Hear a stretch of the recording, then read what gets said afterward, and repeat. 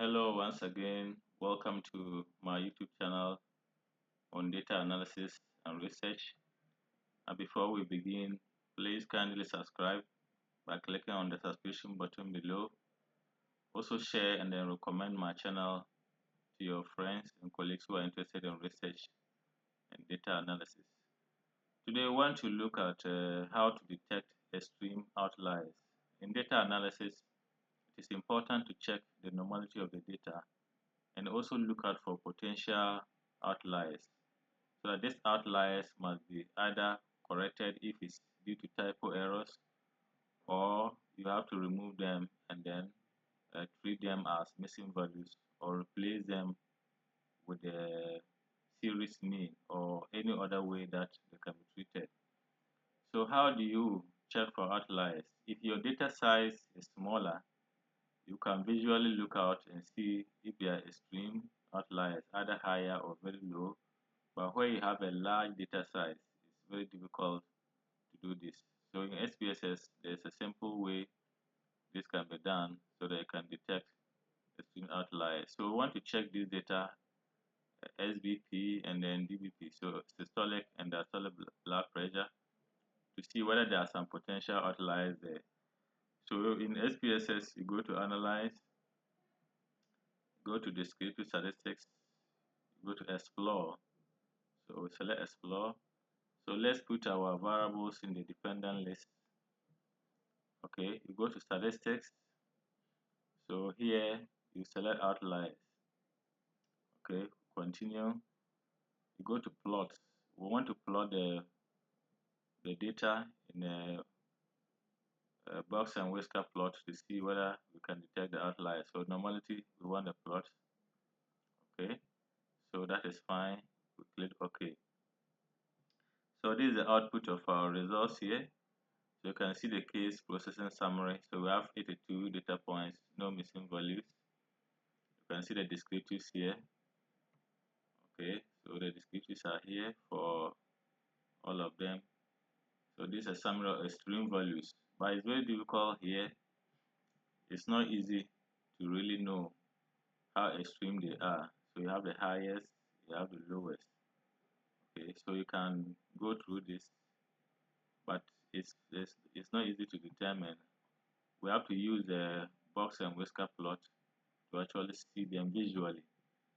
That always make it easier to be seen. So let's look at the normality.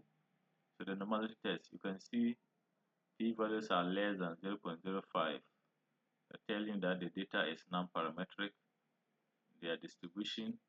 So let's see whether they are extreme values. So for systolic blood pressure, we select the box plot. So this is the box plot. So box and whisker plot, this is the minimum value, lower whisker. This is the maximum, the upper whisker. The median is the thick line. We have the first quartile, third quartile here. So now, all values you see, data points you see outside of this box and whisker are potential outliers.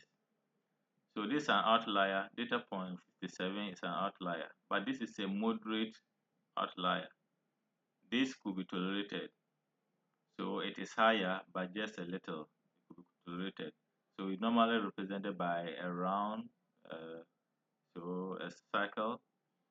However, when you see star, this star asterisk sign, these are the extreme outliers. So data point 6, data point 73, and 38 are extreme outliers. So if you go to the data in the SPSS, you can trace them.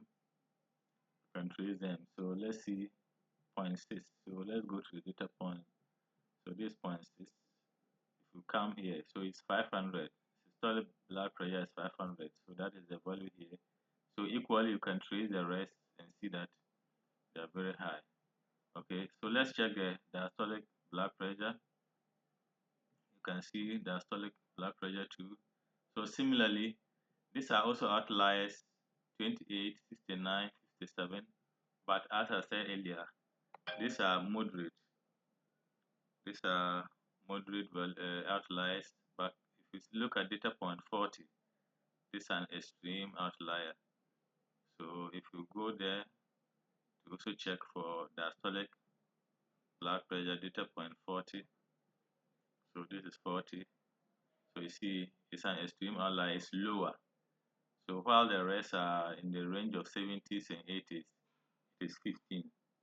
So this is an extreme outlier, and then you have to treat it well. So usually this can be corrected. You can go to your raw data and see if it was a typo, then you correct it. If it's not, you have to remove them. And then there are ways, several ways of treating missing values. So you have to find one of these ways to treat them as missing values. They can be replaced with a series mean, with a mean of nearby data points, or just simply treated as missing values. Okay, so thank you for watching. Please kindly subscribe to my channel, recommend to your colleagues, and also share the link on other social media networks. See you once again, and bye.